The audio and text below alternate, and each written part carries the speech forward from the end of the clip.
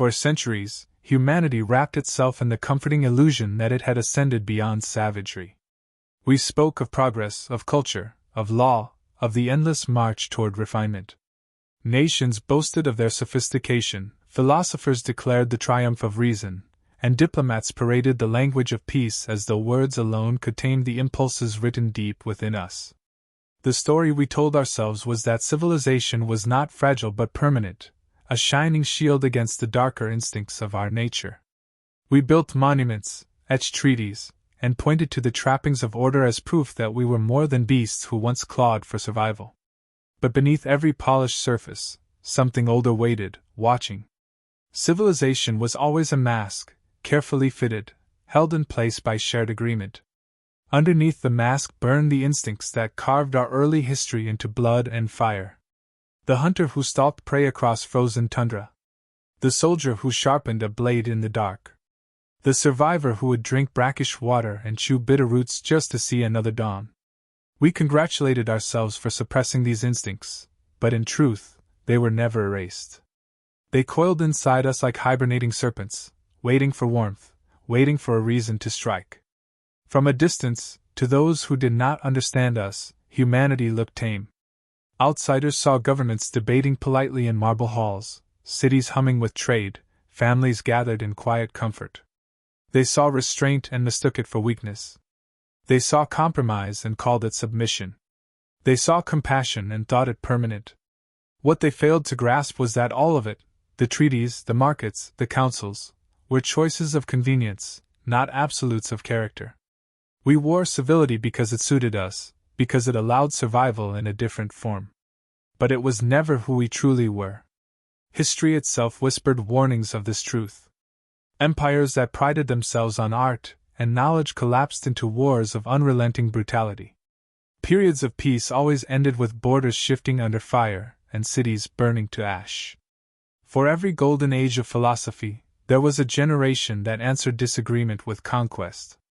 Yet, still, we told ourselves the same lie, that this time it was different, that this time we had finally silenced the wolves. The lie endured because it was comfortable, and because admitting the truth would mean admitting how thin the line was between order and chaos. Civilization was a fragile treaty not between nations but within ourselves. Each individual carried in their chest both the instinct to create and the instinct to destroy. We wrote laws not because morality was innate, but because we knew what we were capable of without them. We praised compassion because we feared the consequences of cruelty. Every act of kindness carried a shadow. Every work of beauty stood upon bones buried beneath the soil. Humanity's story was never the steady climb of angels. It was a constant battle against the storm that lived inside us. Those who studied us from the outside often mistook endurance for gentleness. They noted our willingness to compromise, our patience in dialogue, our long efforts to weave alliances. They did not see that compromise was born from strategy, not weakness. Patience was chosen because time could sharpen a blade as surely as a whetstone. Alliance was tolerated because a united front was more dangerous than fractured tribes. These were not virtues, they were tactics. Humanity has always been defined not by purity of ideals, but by relentless practicality. We did what worked, and if peace worked, we embraced peace. If brutality worked, we unleashed it. To quit pretending to be civilized, then, was never to become something new. It was to remember what had always been there.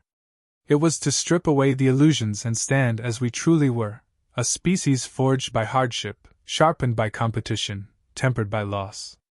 The mask had made us palatable, but it had also made others forget the truth of what lurked beneath. That truth was not refinement. It was hunger. It was cunning. It was the refusal to yield, no matter the cost. Every empire beyond our world, every observer who watched with curiosity or disdain, had comforted themselves with the thought that humans had been tamed by the very structures they revered. They mistook our restraint for chains we could not break. They assumed that rules defined us, that morality constrained us, that civilization was our essence. They never realized it was only a costume, worn lightly, ready to be shed. On the day the mask slipped, they would learn what it meant to awaken the ancient forces they had mistaken for shadows. And humanity would not hesitate. Because beneath the silk of civility, there had always been iron. It did not happen in a whisper but in a single jarring moment, an insult that shattered centuries of practiced restraint. Humanity had endured countless provocations before, gritting its teeth, bowing to law, pretending that civility could shield it from the brutality of existence. But this time, the facade cracked. What began as a spark quickly spread into a fire that no one could smother. The spark was arrogance. It came in the form of an ultimatum, a dismissal, a reminder that in the eyes of others we were expected to remain docile, contained, and predictable. They expected submission, the way a master expects a chained beast to remain obedient. What they received was silence, the kind that comes just before the roar. At first, our leaders clung to the old language of civility. They gathered in chambers, drafted declarations, summoned councils, and delivered speeches crafted with the polish of tradition. They still believed diplomacy could serve as a shield, that the words, agreement, and resolution still held meaning. They spoke of rules, of accords, of the fabric of order that bound all societies together. But the words rang hollow, because even as they were spoken, everyone could feel it, the collective awareness that those who scorned us had no respect for law or dialogue. They understood only dominance. And when dominance was the measure, humanity knew its role would never be that of the servant. The breaking point came when an appeal to restraint was not only rejected but mocked. To be mocked for extending peace is to be told, openly, that peace is weakness. That single act of contempt turned patience into poison. It revealed the truth that civilization had always been a mask of convenience, not an oath of permanence. The illusion collapsed, and behind it the real face of humanity emerged. Not the restrained diplomat. Not the cautious negotiator. But the predator that had stalked through millennia of hunger and war. The first retaliation was not a symbolic strike, not a message or warning. It was decisive, immediate, and unapologetic. Humanity did not bother with ceremony.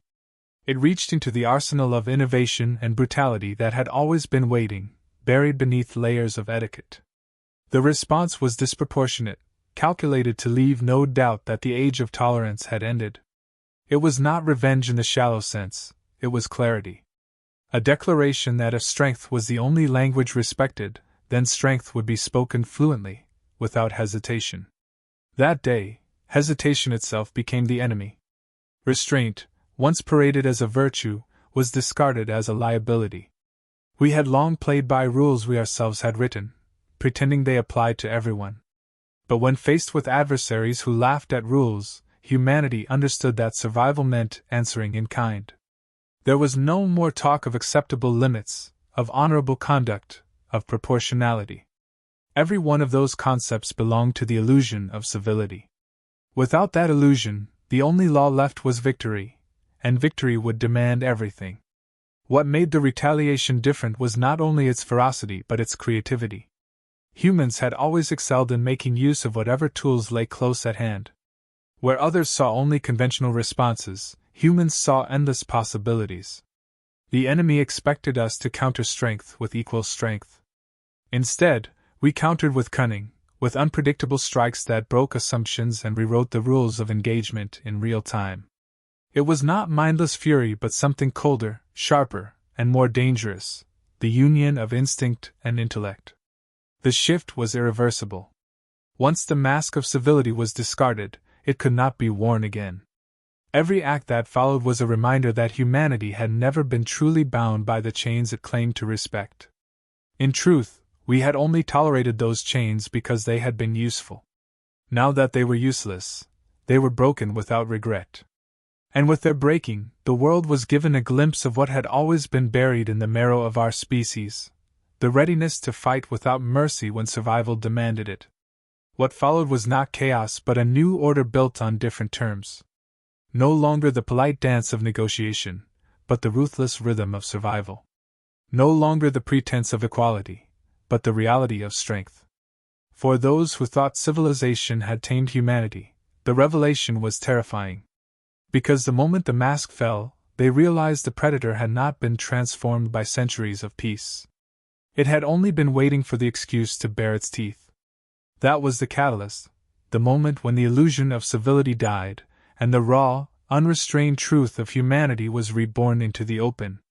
It was the day the world learned that beneath patience lay fury, beneath reason lay resolve, and beneath the fragile shell of civilization beat the heart of something that could never truly be contained. When the mask slipped, it did not slide gently, it shattered. The moment civility was discarded, humanity revealed a nature that was not half-formed or hesitant but fully realized. What others mistook for sudden transformation was simply the unveiling of instincts that had been refined for ages.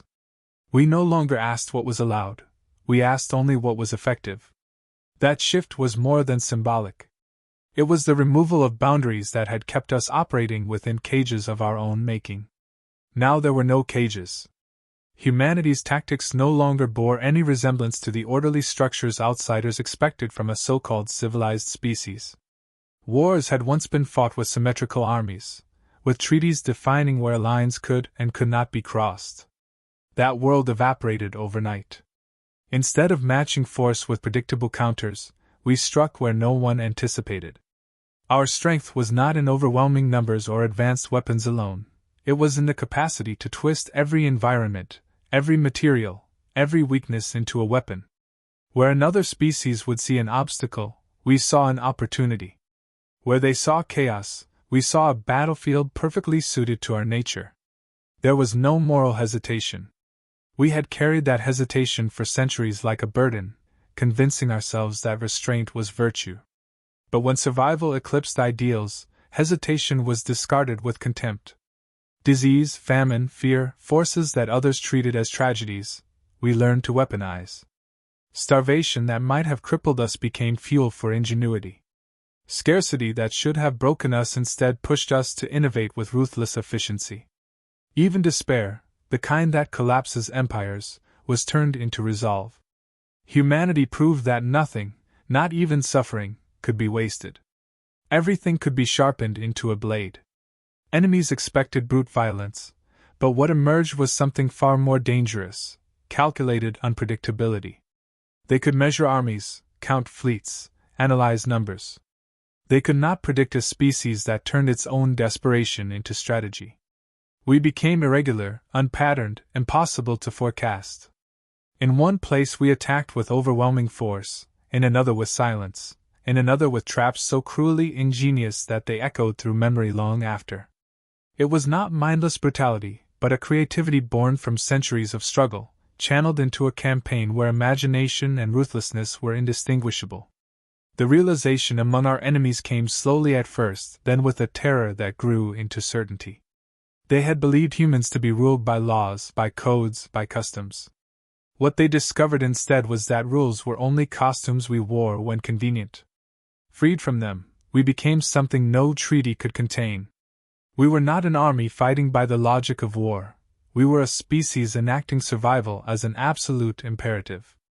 And survival meant there was no action too unthinkable, no path too forbidden, no cost too high.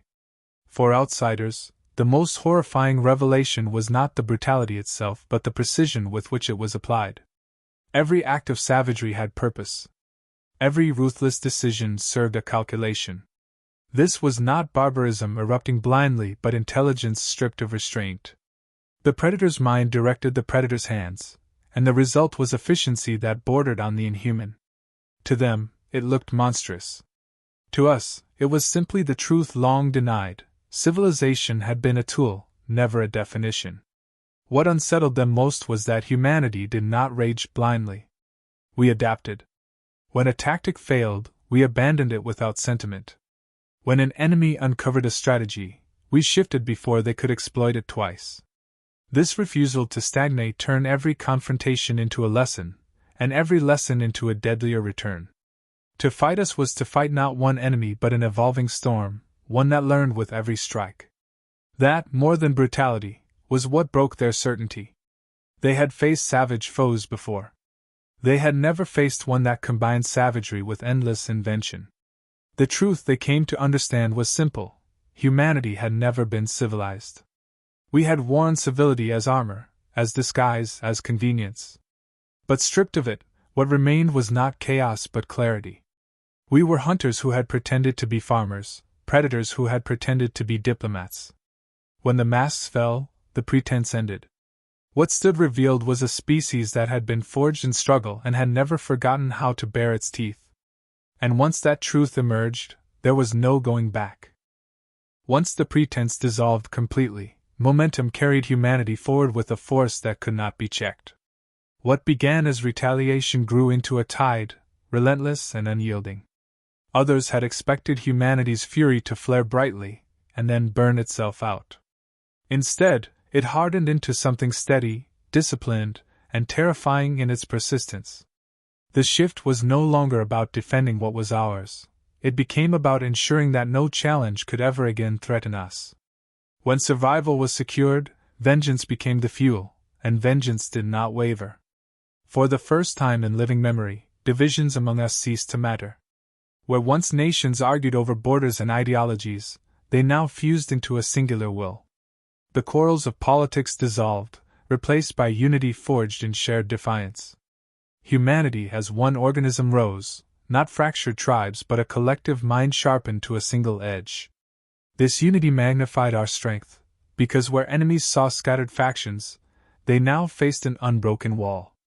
Every resource, every mind, every hand turned toward the same purpose. That cohesion transformed humanity from a scattered species into a force of nature. The tools of our rage were not simply weapons of destruction but creations of adaptation. Scarcity had taught us to improvise, and now that lesson was applied on a grand scale. What was once considered inadequate became devastating when wielded with ingenuity.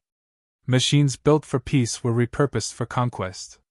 Old technologies, dismissed as obsolete, were reborn with ruthless effectiveness.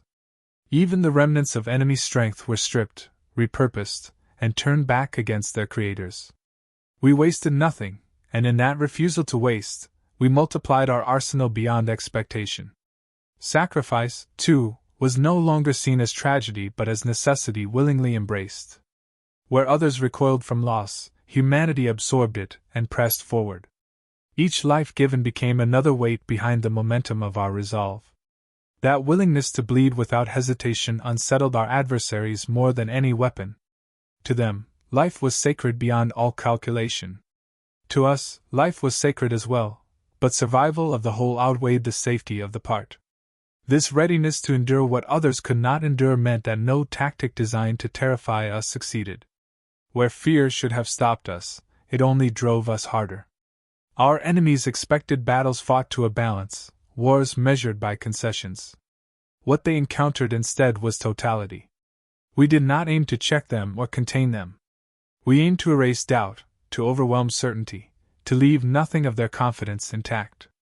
Every confrontation became not just a fight for ground but a demonstration of will. We pushed until there was no question who would remain standing. They had believed we would limit ourselves, that some hidden thread of civility would hold us back. But there were no threads left. This is what turned the tide, not sheer force, but the revelation that we would never stop. Others measured war in terms of resources, strategy, and cost. Humanity measured it in terms of survival, which meant there was no calculation that allowed for surrender. Even when battered, even when diminished, the drive did not falter. To extinguish us entirely was the only way to win, and that was a cost no enemy was capable of paying. They could not match the depth of our endurance, and so step by step, their certainty dissolved into dread. What terrified them most was that beneath the rage there was brilliance. It was not enough for us to fight with fury, we fought with invention. Solutions emerged in moments that seemed impossible, new methods arising faster than they could adapt. Weakness became strength, failures became lessons, setbacks became fuel. It was this fusion of intellect and savagery that crushed the last illusions. We were not a brute force bludgeoning against their defenses. We were an evolving storm, intelligent and merciless, a species that refused to accept defeat as even a concept. In the end, the reckoning was not marked by a single victory, but by the growing realization among our foes that nothing could stop the advance once we had committed. The mask of civilization had hidden this truth, but once discarded, the revelation was absolute. Humanity was not defined by restraint but by resolve, not by civility but by survival at any cost. And when survival was assured, domination followed naturally, as inevitable as the rising of the sun. When the storm finally settled, what remained was not silence but the weight of understanding. The world had been remade, not through slow reform or cautious diplomacy, but through fire and blood. Those who had once mocked restraint now spoke of humanity with voices edged in fear. They understood, at last, that what they had mistaken for weakness had only been a mask. Civilization had never been our essence, it had been a strategy. And when the mask fell, they glimpsed the reality beneath, a species unwilling to bend, unwilling to yield, and utterly unashamed of the cost of survival. The defeated chronicled what they had seen, struggling to describe it without unraveling their own sense of order. They recorded that humanity fought with two weapons no other could combine: endless savagery and endless creativity. To them, it was a paradox. To us, it was natural. Our ability to build had always stood alongside our willingness to destroy. We raised monuments with the same hands that once carved weapons. We nurtured compassion in the same hearts that could summon merciless fury. The duality was not contradiction but completeness. They had expected a species to choose one path. They discovered we had mastered both. In the aftermath, we did not attempt to restore the illusion. There was no return to the polite fictions that had defined our past.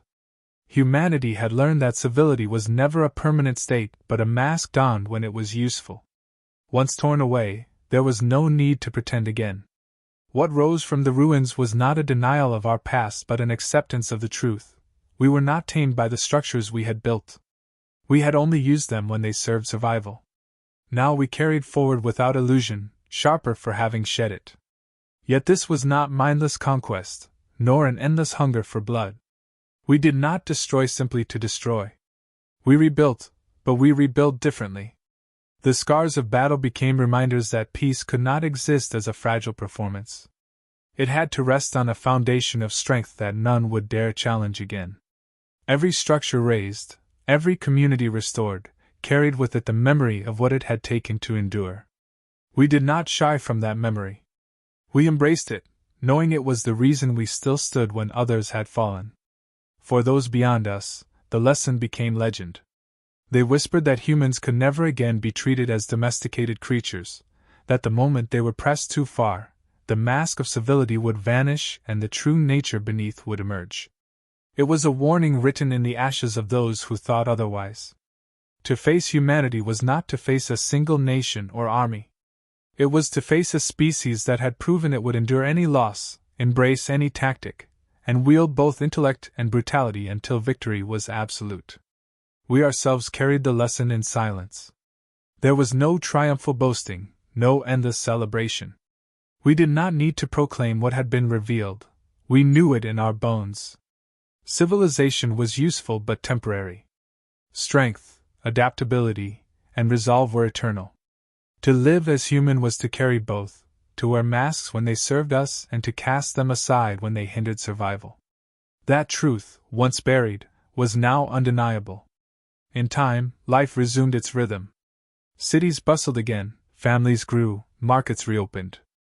But under every act of peace lay the unspoken awareness of what we truly were. Children were taught not only the stories of progress and invention but also the truth of endurance, the reality that survival was never gifted, it was seized. Where once we taught that civilization was humanity's crowning achievement, now we taught that civilization was only one of our many tools. The crowning achievement was survival itself, whatever form it required. The galaxy had seen the mask torn away. Humanity had seen it too, and found no shame in the revelation. If anything, it was liberation. The pretending had ended. The burden of illusion had been cast aside. And in its place stood clarity. We were not fragile constructs of law and order, but beings forged by hardship, sharpened by struggle, defined by the refusal to die quietly. That was our nature, and it would remain so. On that day, the world finally understood. We were never civilized. We only pretended to be. And when the pretending ended, what remained was something too enduring, too relentless, and too human ever to be caged again.